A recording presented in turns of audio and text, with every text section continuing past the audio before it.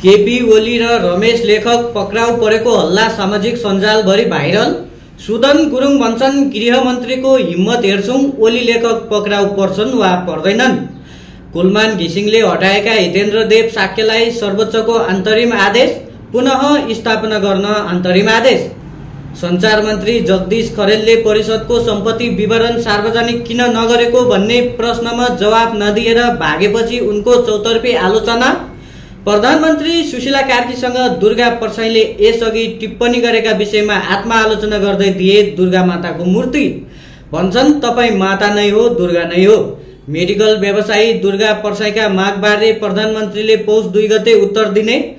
Pokhara airport बनाउँदा 8 अर्ब भ्रष्टाचारको आरोप लागेका प्रदीप अधिकारी पूर्व पक्षको लागि थुनामा।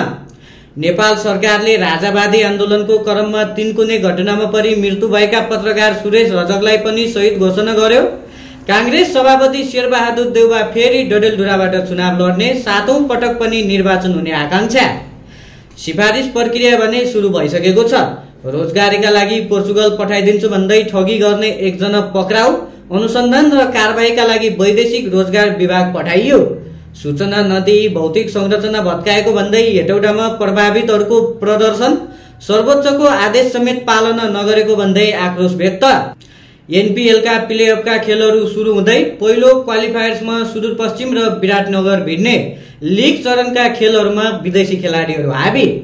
नमस्कार दर्शकबिन, कुमाक अनलाइनको समाचार बुलेटिनमा तपाईहरुलाई स्वागत छ। आज मिति 2082 साल मङ्सिर 23 गते मंगलबारका मुख्य समाचार लिएर हामी उपस्थित भएका छौं। अब समाचार विस्तारमा।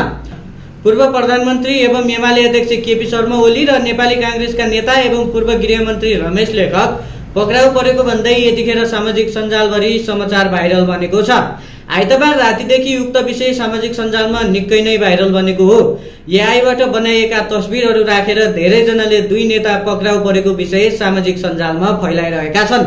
लालीगुराँस मिडियाले आइतबार ओली र लेखकलाई पक्राउ गर्ने तयारीमा आयोग रहेको लेखेको थियो। उक्त पोस्टमा जेन्जी आन्दोलनको घटनाको बयान दिन नआए ओली र लेखकलाई पक्राउ गरेरै बयान लिइने तयारीमा रहेको बताइएको थियो। यता केपी ओलीले भने बयान नदिने सार्वजनिक रूपमै बताउँदै आइरहेका छन्। त्यहाँ लेखिएको छ, अभियन्ता सुदन गुरुङले उक्त पोस्टलाई शेयर गर्दै गृहमन्त्रीको हिम्मत हेर्ने बताएका छन्। उनले गृहमन्त्रीमा हिम्मत छ वा छैन भनेर हेर्न पर्खिरहेका छौं। जसरी उनले सधैँ भन्दै आइरहेका छन्, छानबिन आयोगको लागि पर्खनुहोस्, अब समय आएको छ, हेरौँला।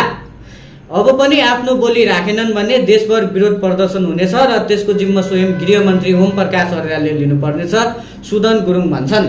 यस्तै राष्ट्रिय स्वतन्त्र पार्टीकी ज्वाला संग्रौलाले पनि सामाजिक सञ्जाल फेसबुकमा एउटा पोस्टर राखेकी छन्। छानबिन आयोगले पटक पटक बोलाउँदा अटेरी गरेपछि केपी ओलीलाई पक्राउ गर्ने तयारी भनेर उनले लेखेकी छन्। यसअघि केपी शर्मा ओलीले आइतबार नै प्रधानमन्त्री सुशीला कार्कीले सरकारी संयन्त्रमाथि आफूलाई पक्रन दबाब दिइरहेको बताएका थिए। ओली र लेखकलाई पक्राउ गर्न जेन्जीहरूले माग गर्दै आइरहेका छन्। ओली र लेखकमाथि भदौ 23 गतेको विद्यार्थी आन्दोलनमा चरम दमन गरेको आरोप लागेको छ र लेखक पक्राउ भने परेका छैनन्। नेपाली कांग्रेसका सभापति शेरबहादुर देउवा फेरि डडेलधुराबाट चुनाव लड्ने भएका छन्। पार्टी सभापतिबाट विदा हुन लागेका देउवा प्रतिनिधि सभाको निर्वाचनमा भने 7औं पटक उठ्ने मनसाय रहेको बताइएको छ। शेरबहादुर देउवा डडेलधुराबाटै चुनाव लड्ने डडेलधुराका कांग्रेसका नेताहरूले बताएका छन्। शेरबहादुर देउवा निवासमा भेट्न जाने नेता कार्यकर्ता सबैलाई देउवाले अन्तिम पटक चुनाव लड्ने बताएका छन्। कांग्रेसले उम्मेदवार सिफारिस प्रक्रिया थालिसकेको छ। मङ्सिर 25 गते भित्र जिल्ला कार्य समितिले उम्मेदवारहरूको सिफारिस गरिसक्ने तालिका छ। देउवाले 2 पटक कांग्रेसको नेतृत्व सम्हालिसकेका छन् भने 5औं पटक प्रधानमन्त्री बनेका छन्। उनी 2048 साल, 51 साल, 56 साल, 64, 74 र 2079 सालमा डडेलधुराबाट निर्वाचित भएका थिए। जेन्जी आन्दोलन नभएको भए देउवा 6औं पटक फेरि पनि प्रधानमन्त्री बन्ने निश्चित थियो। तत्कालीन प्रधानमन्त्री केपी शर्मा ओलीपछि देउवा नै प्रधानमन्त्री बन्ने बताइएको थियो। राष्ट्र, राष्ट्रियता, धर्म, संस्कृति तथा नागरिक बचाउ महाअभियानका संयोजक दुर्गा परसाईले प्रधानमन्त्री सुशीला कार्कीसँग माफी मागेका छन्। सिंहदरबारमा वार्ताका लागि प्रधानमन्त्रीलाई भेट्न पुगेका परसाईले विगतमा गरिएका टिप्पणीप्रति माफी मागेका हुन्। उनले कार्कीलाई दुर्गा माताको स्वरूप भन्दै दुर्गाको मूर्ति समेत उपहार दिएका छन्। यही सन्दर्भमा प्रधानमन्त्री सुशीला कार्की र दुर्गा परसाई बीच सिंहदरबारमा भेटवार्ता भएको छ। सोमबार परसाई नेतृत्वको समूह र प्रधानमन्त्री कार्की तथा गृहमन्त्री ओम प्रकाश अर्याल लगायत बीच भेटवार्ता भएको हो। दुर्गा परसाईको समूहबाट वार्तामा 19 जना सहभागी भएको प्रधानमन्त्रीको सचिवालयले बताएको छ। केही दिन अघि मात्रै प्रधानमन्त्री कार्यालयले पत्र पठाएर वार्तामा आउन आह्वान गरेको थियो। यसअघि सरकारसँग वार्ताका लागि सिंहदरबार पुगेका दुर्गा परसाईको समूहले 26 बुँदे माग अघि सारेको थियो। राजसंस्था फर्काउनु पर्ने, जसका लागि जनमत संग्रह गर्नुपर्ने, गरिब जनताको 20 लाख रुपैयाँसम्मको ऋण मिनाहा, त्यसभन्दा बढी ऋण 5% ब्याजमा 25 वर्षमा तिर्ने मौका पाउनुपर्ने सहितका माग राखिएको थियो। रोजगारीका लागि पोर्चुगल पठाइदिने भन्दै ठगी गरेको आरोपमा एकजनालाई प्रहरीले पक्राउ गरेको छ। पक्राउ पर्नेमा कञ्चनपुर बेटकोट नगरपालिका 10 घर भई हाल काठमाडौँ महानगरपालिका 26 बस्ने 33 वर्षीय भीम बहादुर महर हुन्। उनले पोर्चुगल पठाइदिने भन्दै एकजनाबाट 2 लाख रुपैयाँ लिएर बेपत्ता भएका थिए।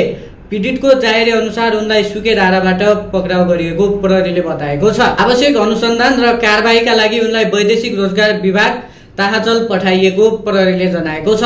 बागमती प्रदेशको राजधानी हेटौडा बजारको मुख्य सडक विस्तारमा प्रभावितहरूले जिल्ला प्रशासन कार्यालय मकवानपुर अगाडि प्रदर्शन गरेका हुन्।